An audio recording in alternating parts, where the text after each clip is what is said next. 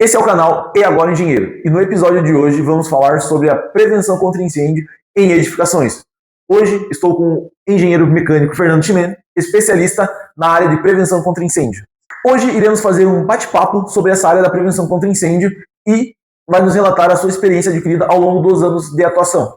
E quando você diz que trabalha com prevenção contra incêndio, o que as pessoas acham que você trabalha e o que você realmente faz?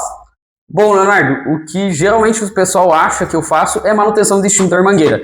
É uma área muito importante, mas é apenas a ponta do iceberg. O que eu atuo, na realidade, é na regularização de imóveis, em todas as etapas de regularização. E o que é essa regularização de imóvel? Bom, a regularização dos imóveis junto ao Corpo de Bombeiros, ela engloba tanto parte de elaboração de projetos, uma assessoria, uma inspeção para verificar se os sistemas implantados realmente estão funcionando, são eficientes, e aí toda a parte de laudo, assessoria, até conseguir realmente a obtenção ali de um alvará, e também inclui a parte de manutenção, adequações de sistemas. Essa é uma área que é pouco explorada nas engenharias. Como que de fato um engenheiro atua nessa profissão? Bom, isso é uma dúvida muito comum. Geralmente a gente acha, é uma área do engenheiro civil, do mecânico, do arquiteto. Na realidade é uma área que está entre todas elas. Existe uma pós-graduação de engenharia de segurança contra incêndio. Ela ajuda muito na formação de um profissional, não que seja obrigatória, mas ela vai ser uma área ali que vai envolver todos esses profissionais em um conhecimento multidisciplinar. E Fer, como que foi esse seu início na carreira profissional? Onde você acha que você acertou? O que você faria de diferente? Como que você pode até dar uma dica para quem está pretendendo começar na área?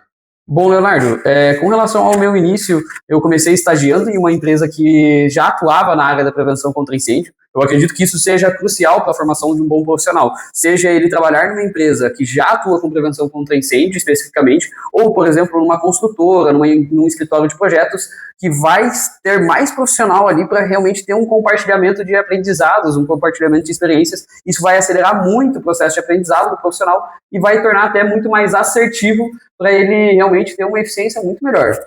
E hoje você tem a sua empresa, você é CLT, o que você faz? Bom, após alguns anos trabalhando ali como um profissional da área, junto a um escritório de engenharia, eu abri meu próprio escritório. E foi algo bem satisfatório. Hoje a gente consegue implementar nosso padrão de projetos, implementar realmente algo que a gente acredita que auxilia a segurança dos imóveis. E, Fer, nos conte como que funciona um projeto de prevenção contra incêndio. Onde que surge a demanda, o que tem que ser feito? Legal, Léo. Primeira informação muito importante é que, diferente de outras áreas, na regularização dos sistemas preventivos contra incêndio, o projeto ele precisa passar por análise do Corpo de Bombeiros. Isso, na realidade, em outras áreas não é tão comum. Geralmente você faz o projeto, emite RT e constrói, faz o que for necessário. Na área da prevenção contra incêndio é um pouco diferente. Então, nós primeiro elaboramos esse projeto e submetemos análise, isso em todos os estados do Brasil, lembrando que cada estado tem um corpo de bombeiros diferente, é um órgão estadual. Então, dependendo de estado para estado, o procedimento vai ser diferente, mas sempre é o corpo de bombeiros que faz esse tipo de análise. É uma mesma norma para todos os estados? Tem essa variação? Como que é? Interessante a pergunta. Cada estado tem uma norma. Existe um esqueleto nacional, vamos dizer assim, uma forma, um esboço que todos os corpos de bombeiros seguem, mas cada estado tem suas particularidades e tem algumas alterações que são consideráveis. E até uma informação bem importante, Leonardo, muitas vezes o profissional que entra nessa área, ele acaba tendo a experiência do projeto ficar rodando várias vezes no Corpo de Bombeiros, né? Manda para análise, ele volta, manda de novo, volta, às vezes até tem que pagar a taxa de novo. E isso é uma experiência muito interessante da área, por conta de ter essa instituição que analisa realmente, não deixa passar qualquer coisa, uma vez que tem uma considerável relevância aí na segurança, e a gente já tem aí alguns casos de acidentes bem graves no Brasil e no mundo, né? Então, no caso, o engenheiro faz o projeto, e ele é submetido a uma análise ainda. Exatamente. E aí o que acontece? Não é porque um projeto ele está aprovado que ele realmente tem segurança. Os itens que o Corpo de Bombeiros padronizou ali, um checklist padrão, ele vai estar analisando. Tem essa nota, tem acesso, tem isso, tem aquilo. Ele não vai estar analisando se o dimensionamento está certo. Por exemplo, ele vai ver se tem uma bomba de incêndio. E mais para frente a gente conversa sobre o que é isso. Mas ele não vai estar vendo se a bomba é adequada para o teu imóvel. Ele só vai ver se você preveu corretamente que existe uma bomba, e não o dimensionamento em si. Então tem só essa informação, que não é porque um projeto está aprovado que ele realmente que o imóvel realmente tem uma segurança absoluta. E Fer, você também comentou sobre alguns projetos que podem estar aprovados, né, mas não estão regularizados ainda, né? Isso que nós temos a parte da execução desse projeto. Teve algum caso que te marcou, onde um serviço especializado fez a diferença para o cliente? Bom, teve um caso recente ali do escritório, você falando isso me fez lembrar, aqui em Joinville, nosso escritório é em Joinville, Santa Catarina, e um galpão comercial, não muito grande, eu estou falando aí de uns 2.000 metros quadrados, mais ou menos, 2 pisos. Ele teve um processo que eles passaram pela aprovação de um projeto preventivo contra incêndio, eles passaram pela execução, a bits, o funcionamento, totalmente regularizado. Foi construído ali por volta de 2020 ou 2021, e todos os anos foram feitos laudos por engenheiros, inspecionando os sistemas de iluminação, de rede de hidrantes, alarme, e aprovando todos os anos. E em 2025, no final de 2025, nós tivemos esse caso que fomos fazer uma inspeção para esse imóvel, e quando chegamos no local, fizemos todas as inspeções de todos os sistemas que foram contratados, e por incrível que pareça, todos estavam reprovados. A rede de hidrantes não ia funcionar numa emergência, o alarme de incêndio estava com defeito, a iluminação de emergência com as baterias todas viciadas, a luminária de emergência era para funcionar por 1 hora, em 5 minutos ela estava apagada. Então, foi um caso que marcou bastante. Mesmo com o projeto aprovado, um ABITS, um funcionamento, com o laudo aprovado de engenheiros, ainda assim, o imóvel não estava plenamente seguro, porque todos os sistemas tinham algum defeito, e particularmente a rede de hidrantes estava algo absolutamente desfuncional. Tá, vamos lá, que o pessoal pode estar pensando. A gente escutou algumas palavras aí que a gente não está acostumado, né? O ABITS, e você falou também de um laudo para engenheiro, né? Eu acho que é importante a gente explicar o que é esse sistema, né? O que é esse laudo do engenheiro, né?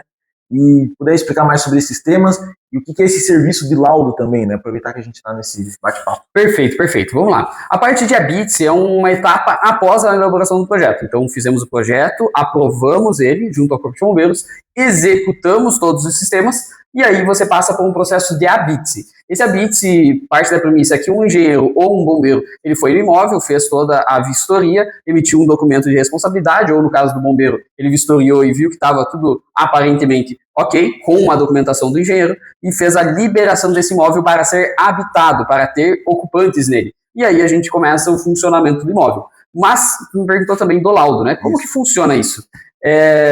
Você tem, por exemplo, um alarme de incêndio. Você não sabe se ele funciona ou não, você tem ele instalado. Para quem não conhece, tem aquela botoeirazinha, tem uma sirene que dispara, faz barulho, chama atenção.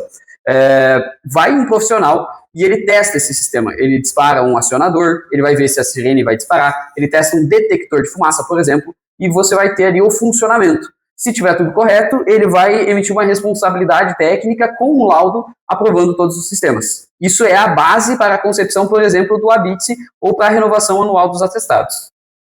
E também, Fer, temos os casos de hidrantes, sprinklers, reserva técnica. Todo engenheiro, todo profissional que pensa em entrar na área se depara com esses termos, já fica até assustado, né? Meu Deus do céu, o que é isso? Isso aparece em todos os projetos? Como que é o processo para eu saber onde que eu tenho que usar sprinklers, hidrantes? Como que é feito isso na prática? Legal, Leonardo. Geralmente a gente tem aí os móveis com a rede de hidrantes, isso é quase um padrão. Isso vai depender principalmente da área total construída. Então, a maioria dos estados trabalham, por exemplo, com 750 metros quadrados. Se você passa desse limiar, tem 800 metros quadrados, você vai ter a previsão de uma rede de hidrantes. Tem algumas ressalvas, mas no geral é isso. Então, rede de hidrantes é algo extremamente normal. No nosso dia a dia, a gente tem contato com esse sistema. O engenheiro ele precisa dominar de cálculo hidráulico, tem que entender ali realmente como que funciona um sistema de bombas, um quadro de comando, enfim. Mas você me perguntou de outro caso curioso, que é o sprinkler. O sprinkler não é tão convencional, são algumas edificações que vão precisar dele, e tem algumas considerações que a gente precisa ter, como área construída, altura da edificação, carga de incêndio, que você vai realmente usar ali para chegar numa determinação. Precisa ou não sprinkler? Só com spoiler, Tem alguns profissionais que em 5 anos trabalhando na área não vão ter visto nenhuma vez projeto de rede de Sprinter. Tem profissionais que em meio ano já têm contato, porque isso depende muito do tipo de cliente que o escritório tem. Entendi. Então não é algo que às vezes o profissional vai ver todos os dias, então. Não. Rede de Sprinter mesmo é algo bem específico. Alguns tipos de imóveis que vão ter isso, mas no geral depende do qual é o tipo de cliente que o escritório tem, se são todos os tipos, se são indústrias, residenciais, shoppings, ou qual realmente é essa classificação. Certo. E sobre reserva técnica? Reserva técnica de incêndio, nós costumamos chamar de RTI, né? RTI. Reserva técnica de incêndio, ela é realmente o reservatório que vai acondicionar a água usada no combate. Seja a reserva de água da rede de hidrantes, seja a reserva de água da rede de sprinklers, a gente tem ali um reservatório, seja ele metálico, de concreto, enfim, um material, mas vai realmente suprir a demanda de água durante um combate ao incêndio. Muito bom, Fer. É bastante palavras novas, né, que a gente vai aprendendo aí na engenharia, não só na engenharia mecânica, né, mas nas demais engenharias também. E voltando um pouco ao assunto, Fernando, foi falado sobre o processo de regularização no Corpo de Bombeiros. Como que funciona isso na prática? Entendo. Geralmente a gente tem aí o protocolo online, tá? Quando a gente vai iniciar um processo de regularização, a gente faz um protocolo online, e aí é uma informação bem importante. Cada estado tem um processo desse protocolo. Alguns sistemas funcionam muito bem. Agora, alguns outros sistemas é um pouco mais complicado, tá? Tem alguns estados que tem 1, 2, 3 sistemas diferentes. Então, por isso que eu comentei até que é muito interessante você trabalhar no escritório que já trabalha em outros profissionais para dar uma instruída com relação a isso. Tem estados que você não vai se incomodar, ou vai se incomodar muito pouco, tem estados que você vai se incomodar mais. E aí tem casos ainda, por incrível que pareça, no Brasil, de protocolo físico. Então você é obrigado a imprimir a prancha de projeto, viajar para outro estado, dependendo, se não for no teu estado de origem, e aí fazer esse protocolo. E em relação, você comentou a fazer projetos para outros estados, então a pessoa pode, a empresa ela pode estar num estado e fazer a regularização em outro estado? Pode. O que acontece, Leonardo? Todo profissional ele pode trabalhar para outros estados, em outros estados, mas você tem que se adequar realmente ali ao estado que você vai estar realmente atendendo. Então, por exemplo, vou ir para São Paulo, por exemplo. Um projeto em São Paulo, vou ter as normas de São Paulo e o processo de cadastro lá no Corpo de Bombeiros de São Paulo também. Lembrando que, se eu estou indo fazer realmente uma regularização em outro estado, eu preciso também fazer meu registro no conselho de classe daquele estado em questão. Não posso estar, por exemplo, em Santa Catarina, fazer um projeto lá para o Rio de Janeiro, sem fazer realmente um processo ali de cadastramento no CREA também, lá do Rio de Janeiro, por exemplo. Entendi, muito interessante essa informação. E também, Fer, falando um pouquinho mais nesses processos de aprovação no Corpo de Bombeiros, quando um processo ele é reprovado, é azar, é algum erro grande? Como que funciona esse processo de reprova? A pessoa pode reapresentar? Como que é feito todo esse fluxo? Legal, interessante. Também depende de estado para estado. Geralmente você tem ali, o que acontece em grande parte dos estados, você tem até 3 análises inclusas numa taxa. Isso é bem importante falar. Existe uma taxa para protocolar um projeto dentro do Corpo de Bombeiros. Então a gente paga para o bombeiro analisar? Exatamente, não é de graça. Então, no caso, geralmente não somos nós, é o nosso cliente que paga, mas está sendo pago. Sim. E aí o que acontece? Você é inexperiente e tal, foi lá, fez um projeto, não sabe bem se está certo, protocolou, teu cliente pagou lá, vamos dizer, 5 mil reais de taxa, e o projeto reprovou. Reprovou, se, por exemplo, você volta ao protocolo, foi a segunda tentativa. Se, porventura, reprovou de novo, você protocola uma terceira vez, foi a tua última tentativa com aquela taxa paga. Certo. Se reprovar novamente, você protocola e você precisa pagar a taxa. e vai ser bem difícil você justificar para o teu cliente que você reprovou um projeto 3 vezes e que agora ele precisa pagar mais 5 mil de taxa. E aí você mesmo vai pagar. E qual que é o problema? Muitas vezes esse projeto, você ganhou 10 mil reais para fazer esse projeto, e 5 mil você vai diluir só em taxa, por exemplo. Então tem que ficar bem esperto com relação a isso, que você tem que protocolar um projeto que você realmente acredite que ele está atendendo realmente aos requisitos. E para aprovar um projeto, ou melhor, quando um projeto reprova, é azar, falta de sorte, falta de algum método? O que leva um projeto a ser reprovado? Bom, Leonardo, geralmente é falta de método, falta de checklist e falta de atenção, na realidade, né? O que acontece? O bombeiro ele vai verificar uma série de itens e muitos estados eles até relacionam quais são os itens que eles vão verificar. Então, geralmente é falta de atenção. Independente de checklist ou não, porque tem profissionais que não são adeptos ao checklist, mas eles são muito atentos. O que acontece por muitas vezes, por exemplo, reprovou um projeto porque um mezanino lá em específico, ele deveria ter uma botoeira de alarme e não tem uma botoeira de alarme. E aí o bombeiro acaba reprovando por falta desse dimensionamento. Muitas vezes ele não vai verificar o dimensionamento no fino, assim, minuciosamente, mas por vezes ele vai acabar verificando esses itens. E aí quando ele chegar no mezanino que deveria ter alarme, não tem, deveria ter um hidrante, não tem, por exemplo, ele vai reprovar o projeto. Então, uma parte poderia ser falta de método? Poderia. Mas se for aplicado o método da forma errada, de uma forma apressada ou desatenta, também não vai adiantar de nada um checklist. Então é bem importante o profissional estar atento e realmente se ater quais são os requisitos de um projeto. E já falamos sobre a área de atuação, falamos sobre aprovação, reprovação no Corpo de Bombeiros. E nessa sua trajetória, qual foi a sua maior dificuldade ou algo que te travou na elaboração de projetos? Como que foi essa tua trajetória? Tá.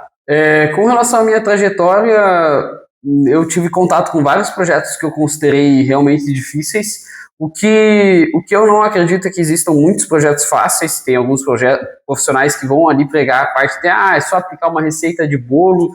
Na realidade, para você conseguir uma aprovação, é só aplicar uma receita de bolo. Para ter uma segurança real do imóvel, não é bem assim. Tem uma série de critérios que a gente analisa. Então, eu peguei alguns projetos muito difíceis no começo, geralmente plantas industriais, galpões logísticos. Então, quando eu iniciei na área, eu fui em vários tipos de imóveis. Eu vi tanto parte de recreativa, com campo de futebol, auditório. Logo na sequência, já peguei projeto de restaurante, academia, indústria, galpão logístico. Então, eu peguei bastante projeto difícil e eu tive que aprender na marra.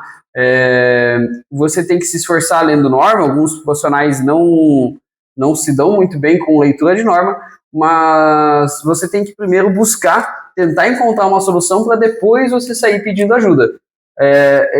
Hoje, com a ascensão aí da inteligência artificial, acontece muito dos profissionais, qualquer dúvida já joga lá num chat GPT, num Gemini da vida, e acaba tendo algo muito mastigado e não sabe nem por que está sendo tomada uma decisão, e muitas vezes a decisão tomada nem é a correta. E só lembrando que a inteligência artificial está aí para nos ajudar, mas ainda precisa de uma pessoa responsável por trás, né? Então, até não sei se você já chegou a solicitar alguma informação de norma para a inteligência artificial, ela te deu algum retorno assim que não foi correto com a sua análise, com a análise de bombeiro, ela já chegou a ter esse erro? Perfeito. Essa é uma pergunta excelente. É um problema que muitos escritórios hoje estão passando, não vão passar, já estão passando. Já tive contato com isso. Já trabalhei, por exemplo, com inteligência artificial gratuita, que daí a quantidade de problemas são muito grandes, muito grandes. Já trabalhei também com inteligências artificiais pagas mensalmente. Teve um resultado muito melhor do que a gratuita, mas também teve vários casos que a gente precisou realmente lapidar a solução. Não é algo que você consegue ir às cegas.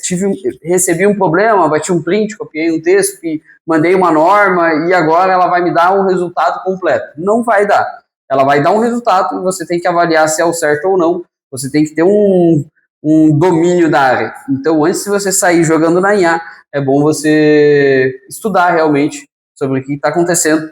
E aí, depois que você busca as soluções, você vai atrás de um profissional, qualquer coisa, um parceiro teu, ou até dentro da própria empresa, como eu citei lá atrás, que tem outros profissionais para te auxiliar. Você busca depois de realmente se esforçar para ter um conhecimento consolidado. E agora, partindo para a parte de responsabilidade do projeto, quem que pode assinar, como que funciona a responsabilidade? Bom, com relação à parte da responsabilidade do projeto, principalmente, a gente tem algumas figuras principais. Geralmente estaremos vendo ali um engenheiro civil ou um engenheiro mecânico com pós-graduação em segurança do trabalho ou um arquiteto também, muitas vezes vai estar assinando a responsabilidade pelo projeto. Da execução da obra em si, geralmente a gente vê mesmo o civil ou o mecânico, e após a segurança do trabalho está sempre envolvido ali nesse processo da formação do profissional, principalmente da área mecânica. Alguns da área civil também têm essa formação. Entendi, mas a pós-graduação, ela é uma obrigação para trabalhar com a prevenção contra incêndio? Depende da atribuição técnica que você está buscando. Tem alguns serviços, por exemplo, com o plano de ação emergencial, que ela vai exigir realmente uma pós-graduação na área da segurança do trabalho. Agora, um dimensionamento de rede de hidrantes, por exemplo, a formação base já vai ser suficiente. Então, muita coisa, muitos projetos já podem rodar antes dessa pós-graduação, desde que, claro, o profissional tenha conhecimento do que está fazendo, ele já consegue, antes da pós-graduação, começar a atuar. Outros imóveis, você vai precisar realmente montar uma equipe multidisciplinar para ter ali um profissional que tenha essa atribuição técnica e que vai aí compor esse trabalho com você. E hoje você tem a sua empresa. O que você recomenda para quem está nos ouvindo? Tem como largar a CLT e já abrir sua empresa, trabalhar como autônomo? O que você recomenda? Bom, com relação a isso, é possível, é possível. Porém, o que acontece muito é o profissional acabar largando a CLT e ir aí de cabeça, por exemplo, como um profissional autônomo e acabar dando alguns problemas no mercado.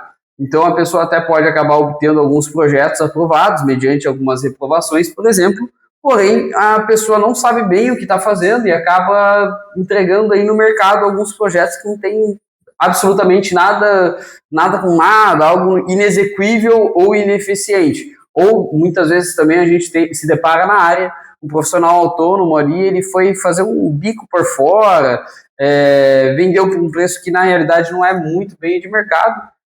Muitos profissionais não sabem precificar, e a gente pode até ter uma conversa mais para frente sobre isso, mas ele vai lá e faz uma inspeção, mas ele não conhece na realidade. Por exemplo, ele não conhece um sistema de bombas de incêndio, ele está inspecionando um sistema, laudando o sistema, e ele, na realidade, nem conhece muito bem aquilo. Então, eu teria um cuidado muito grande em, poxa, gostei da área, vou pedir demissão e vou entrar de cabeça nisso sozinho. Não entre sozinho, entre realmente em uma empresa que já trabalhe com isso ou tenha parceiros muito próximos que possam acompanhar esses seus passos. Muito boa a fala. E lembrando que a gente tem a ART, né? Então, quando um engenheiro emite a ART, ele é o responsável técnico pelo aquele projeto, pelo aquele laudo. Então é muito importante a gente ter esse cuidado. Isso aí.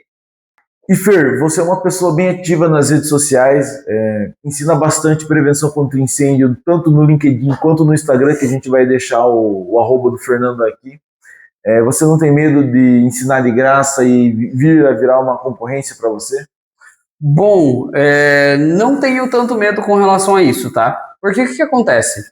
Quando a gente tem um mercado que tem um profissional que vai vender um serviço muito bom, muito bem dimensionado, que realmente prevê atender tanto as normas do Corpo de Bombeiros como algo realmente eficiente, que vai funcionar, e você tem um mercado todo, 10, 15, 20 profissionais fazendo alguns absurdos no mercado, é muito prejudicial para quem está fazendo certo. Então, enquanto mais profissionais aprenderem realmente a dimensionar um sistema de bombas, dimensionar um sistema de iluminação de emergência, e começar a colocar isso nos projetos, começar a ir numa inspeção e realmente ver, poxa, esse pressostato não está regulado, esse quadro de comando não está correto. Quando eles começarem a reprovar esses laudos, não porque eles são maldosos ou porque eles querem fazer dinheiro com manutenção, até porque a maioria dos profissionais não fazem as duas coisas, tanto a inspeção como a manutenção, geralmente são profissionais diferentes, a gente tem uma construção realmente de um mercado melhor quando a gente aprimora essas pessoas. Quando eles deixam de fazer esses erros no mercado e começam a realmente acertar e começar realmente, poxa, eu vou reprovar aqui para fazer uma manutenção, uma adequação, vou fazer um projeto realmente correto. Não tenho receio de acabar, eu vou criar uma concorrência? Vou, mas uma concorrência capacitada e que vai acabar valorizando ainda mais o nosso trabalho. Tenho certeza disso. Muito legal, Fer, esse pensamento. E qual foi a sua, né, já encerrando esse bate-papo, qual foi a sua maior dificuldade na elaboração de um projeto? Bom, lá no começo, a minha maior dificuldade foi com relação a compreender como que funcionava o sistema. A vantagem é que eu entrei numa empresa que trabalhava também com a parte de adequação, instalação, então eu pude muito cedo visualizar os sistemas, mas eram casos muito pontuais. Poxa, essa semana eu vou ver um sistema, o próximo vai ser daqui 2 semanas, por exemplo. Mas foi uma vantagem para mim lá atrás, mas foi uma dificuldade ao mesmo tempo. Então, o que eu vejo hoje muito bom para o aprendizado de um novo profissional é que tem muito mais conteúdo no YouTube, tem cursos online, vídeos de graça instruindo no YouTube, como esses que a gente está gravando. E a gente tem também softwares como, por exemplo, o Revit, que, ao contrário do AutoCAD, que é um software muito bom, o Revit torna as coisas mais palpáveis e visualizáveis, você vai conseguir realmente entender muito melhor o que está sendo previsto ali. Fui formado na área com base no AutoCAD, mas confesso que chegavam alguns detalhamentos e ficava muito confuso o que estava acontecendo ali, linha sobre linha muito próxima, e acabava dificultando um pouco o aprendizado para entender realmente o que estava acontecendo no projeto. Certo, é muito bom essa tua análise. Esse foi o nosso papo do E Agora Engenheiro sobre a prevenção contra incêndio. E nos acompanhe no canal e ative as notificações para não perder nenhum vídeo. E até o próximo. Valeu, pessoal!